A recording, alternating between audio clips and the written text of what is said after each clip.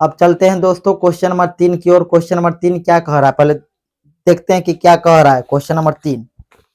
अब देखिए question number 3 क्या कह रहा है कि यदि साइन ए बराबर 3/4, यानी साइन ए बराबर क्या दे दिया 3/4। यहाँ लिखते हैं क्वेश्चन नंबर 3, क्या क्वेश्चन नंबर 3 है। चलिए लिखते हैं साइन ए बराबर क्या दे दिया 3/4। साइन ए बराबर दे दिया 3/4। ठीक है, कोई दिक्कत नहीं।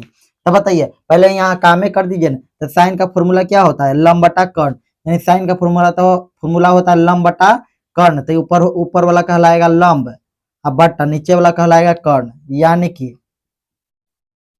साइन का पूरा फॉर्मूला होता है लंब बटा कर्ण, यानी लंब हो गया 3, कर्ण हो गया 4। चलिए तो इससे हम समकोण त्रिभुज बनाते हैं। चलिए समकोण त्रिभुज बनाते हैं। चलिए ध्यान देखिए समकोण त्रिभुज बनाते हैं। ये हो गया समकोण त्रिभुज जिसका एक कोण 90 डिग्री का होता है। तो देखिए इसमें हम लोग अपना मन से नामकरण देंगे, यानी इसमें नामकरण पहले से नहीं दिया हुआ है तो अपना मन से नामकरण देंगे। तो ये हो जाएगा ए, ये हो जाएगा बी, ये हो जाएगा सी। ये वाला कहलाता है 90 डिग्री का एंगल। क्या ये कहलाता है 90 डिग्री का एंगल। तो 90 डिग्री के सामने वाला होता है क्या, कर्ण। हम बता रहे हैं, बार बार बता रहे हैं कि कर्ण होता है 90 डिग्री के सामने वाला भुजा कर्ण। तो किसी के मन में, बच्चे के मन में डाउट चलता होगा कि सर कि 90 डिग्री सामने वाला क्या होता है, कर्ण होता है। ये हरदम होता है यही 90 डिग्री सामने वाला कर्ण। तो हम कह रहे हैं कि हाँ होता है, लेकिन सबके मन में ये चलेगा कि आकृति ऐसे, कि आकृति ऐसे रहेगा, आकृति ऐसे, आकृति ऐसे, ये बी और ये सी।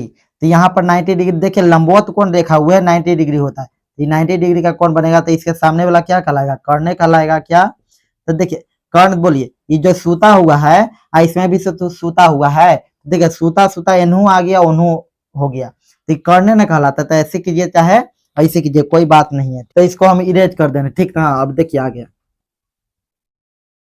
अब क्वेश्चन देखिए क्वेश्चन क्या कह रहा है।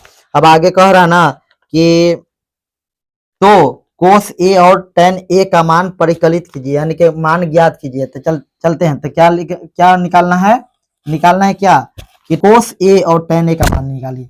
तो कोस ए का मान निकालना है और tan ए का मान निकालना है। चलिए बराबर क्या कर दिया, वाट।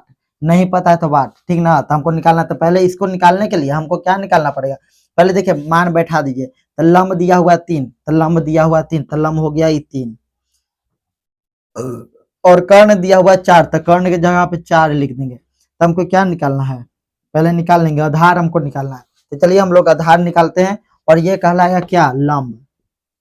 ठीक है, अब देखिए तो आधार निकालते हैं। अब वो कोची पाइथागोरस प्रमेय से, तो चूंकि लिखेंगे पाइथा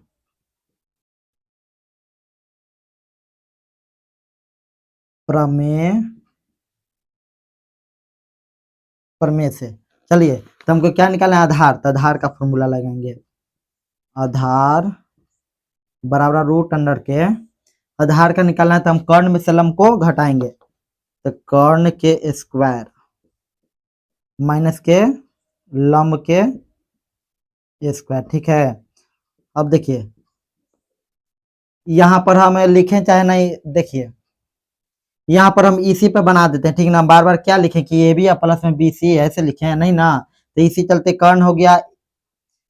अब देखिए इसी पे हम बना देते हैं, हम बार बार नहीं लिखेंगे कि कर्ण है ए सी, तो ए सी लिखेंगे तो ए सी का स्क्वायर माइनस, और लंब है ए बी, तो ए बी का स्क्वायर। बार बार लिखने से बढ़िया है कि बना दीजिए इसी पे। तो कर्ण कितना है, कर्ण तो कर्ण का मान है 4, तो 4 का क्या कर देंगे स्क्वायर माइनस, लंब का स्क्वायर कर देंगे, यानी लंब का स्क्वायर, तो 3 का स्क्वायर। देखिए आ गया 4 का स्क्वायर 16 माइनस 3 का स्क्वायर 9। तो बताइए 16 में से 9 जाएगा तो कितना बचेगा, 7 ना बचेगा। तो रूट अंडर के आ गया 7, कितना आ गया 7। अब बोलिए 7 किसी से निकलेगा बाहर, नहीं कोई से नहीं निकलेगा। रूट 7 है तो रूट 7 रहेगा, तो कोई से बाहर निकलेगा। तो ये हमारा आंसर हो गया, क्या हो गया आंसर। तो बोलिए आधार का मान आ गया रूट के 7, तो रूट अंडर 7, और आधार के जगह पे लिख देंगे रूट अंडर 7, कोई दिक्कत नहीं है। अब देखिए यहाँ पर तो हमको निकालना था क्या, कोस ए और tan का। तो कोस का फॉर्मूला पहले बताइए, कोस का फॉर्मूला क्या होता है, बी बटा में, यानी आधार बटे में कर्ण। ये आधार बटा में कर्ण, आधार बटा में कर्ण। ठीक है, तो देखिए तो यहाँ देखिए ए के सापेक्ष देखना, तो ए के सापेक्ष वाली भुजा क्या कहलाती है, लंब। क्या कहलाती है, लंब। तो लंब हो गया रूट अंडर के साथ, तो लंब ई हो गया, तो आधार हो गया 3। लेकिन हमको आधार लिखना था, आधार हो गया कितना 3, तो 3 बटा में, और कर्ण, कर्ण तो 4 है, तो 10 का 10। अब देखिए tan ए, तो tan का फॉर्मूला क्या होता है, देखिए यहाँ tan का फॉर्मूला क्या होता है, p बटा में b, यानी कि लंब बटा आधार। यहाँ लिखेंगे लंब, लंब बटा में आधार।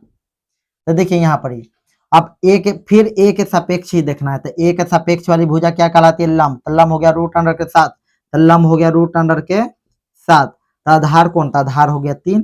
बस ये हमारा आंसर हो गया। तो इसी प्रकार ये भी क्वेश्चन बहुत ही आसान तरीका से सोल्व हो गया।